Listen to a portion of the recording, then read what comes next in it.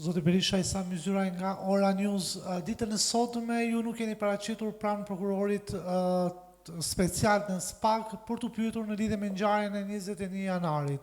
Më shumë se kushdo tjetër, Sali Berisha i di pasojat e moszbatimit të një urdhri të SPAK, siç ndodhi para 2 vitesh ku ju nuk zbatuat urdhrin dhe doli një tjetër urdhër për të izoluar në shtëpi. Zoti Berisha, i druni fakti që brenda pak ditësh oborri i Partisë Demokratike mund të mbushet me policë për të shoqëruar me forcë për të marrë pyetje për 21 janarin? Isa,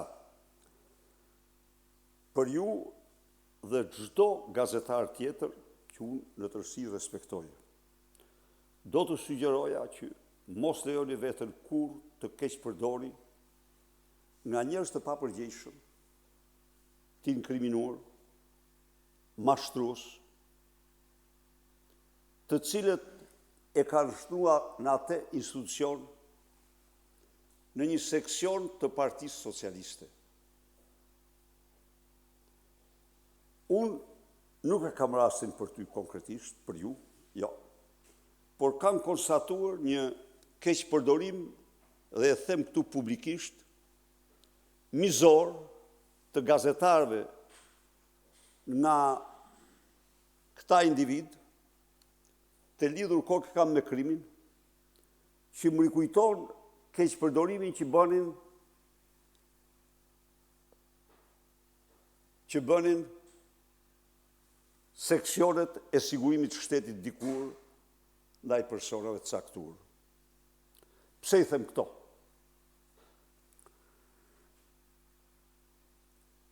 E kam deklaruar, e kam faktuar se unë i përgjigjem çdo thirrje të gjykatës, të prokurorisë speciale, të prokurorisë jo speciale, të kujdo qoftë. Nuk ka asnjë lloj lëkundje nga unë në këtë qëndrim dhe nuk mund të ketë kurrë. Prit. Nuk mund të ketë kurrë. Së dyti, ata që e fusin veten për të krijuar e bëjnë veten bashkëpunëtor në një propagandë banale të turpshme, as kanë fytyrë, as nuk kanë moral, as nuk kanë ligj. Sepse posta kur niset, ligji është dorëzohet. Ati që i dorëzohet, Isa, i mirret firma. E mora, thot. Dhe unë, kudo, qoftë në Seli, qoftë aty ku banoj, kam njerëz të përgjegjshëm, të cilët kur, nuk mund të ndodhë që të firmosin për një dokument që adresohet të kundët mos ma japin. Por kjo i intereson Altin Troplinit, i cili e shtron atë institucion, i jep standardet e tij morale. Standardet e tij morale. Sa është sot data? Sot është data 17 apo jo? Urdhë? 14, më fal, 14, po. Nga data 3 që pretendohet dhe me datën 14, ai dokument mund vinte 5 herë në zyrën time, poshtë në shtëpinë time apo në parlament. Se këto dyja janë institucione. Shtëpia ime është shtëpia ime.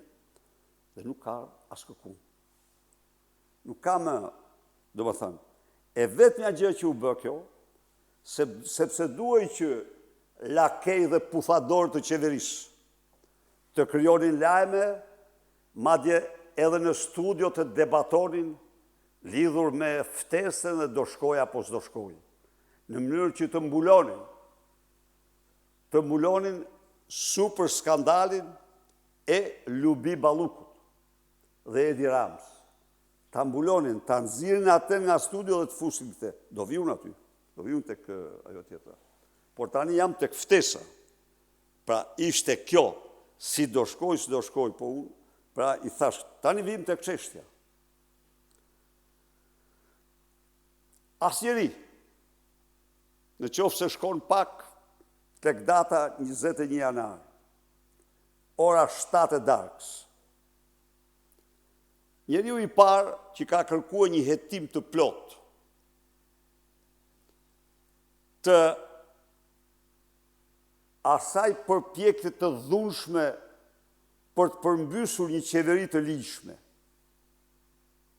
legjitime, është Sali Berisha. Është Sali Berisha.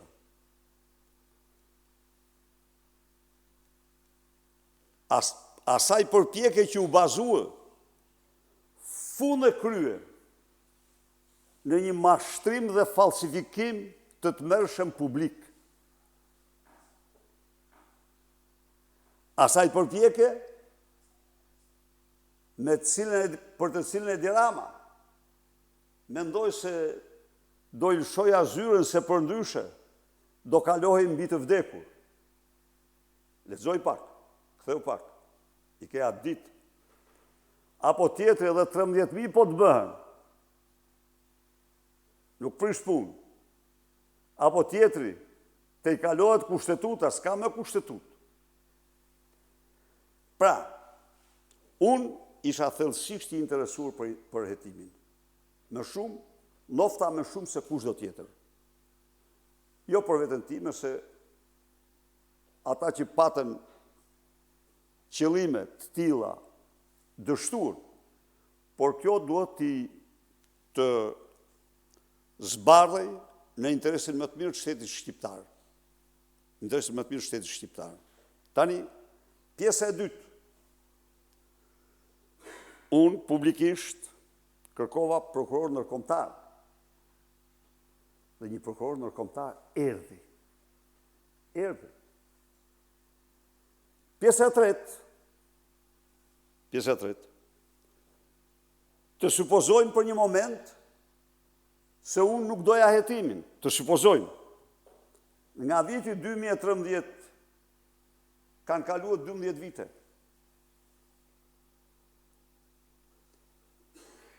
Dhe ai hetim nuk u bë. Sepse ai hetim nxjerr përgjegjës kryesor për protestën më të dhunshme në historinë e vendit, direkt Edi Ramën. Nxjerr falsifikimin dhe mashtrimin publik që bëri me video me Filip Çakullin. Nxjerr projektin e tij që ose ik, ose mund të kalohet dhe miku Foma. Ja, por pranaj s'bëj hetimi. Pranaj nuk bëj hetimi.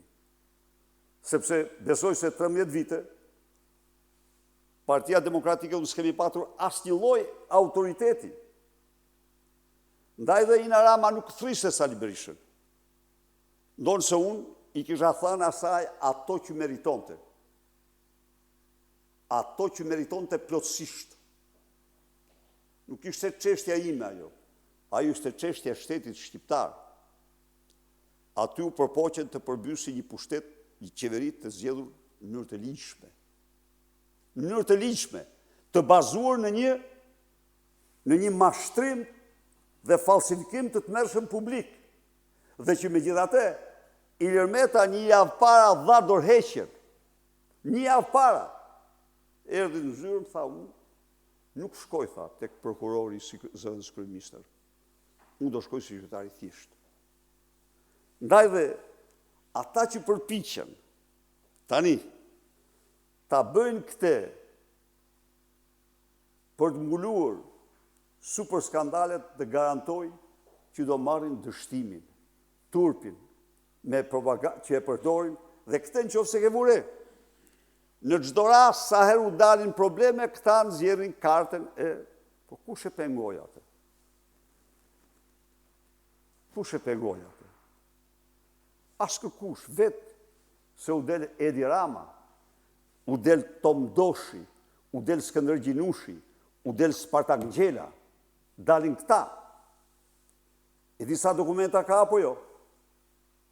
Është një mori e pafundme. Ishte demonstrata më dhunshme. Është marrë vetë direkt, kemi realitetin, Qeveria Shteteve të Bashkuara, edhe Komisioni Evropian, janë marrë dhe kanë kërkuar hetimin e plot nga polici tek organizatori kryesor. I ke deklarata. Po të hetoj organizatorin, Edi Ramës duhet i faturojë atë që meritonte.